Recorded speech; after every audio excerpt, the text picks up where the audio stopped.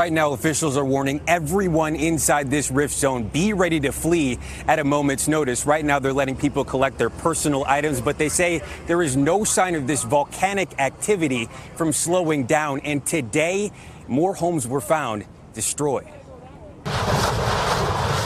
Overnight, the earth opened again.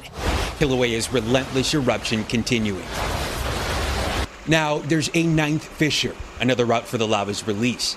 Officials are warning nearly 2,000 residents to get out, concerned about toxic gas, molten rocks, and the potential for wildfires. Felicia Fraser Harms lives in the path of the lava flow. Boom, your whole life comes to a screeching halt. She knows the trauma of Kilauea's fury as well as anyone. Losing her childhood home when the nearby town of Kalapana was destroyed by lava flows in 1990. Just the thought of losing everything we worked so hard for, and my kids' childhood home and our community all having to go through it again. The world's most active volcano exploded on Thursday. Oh my God.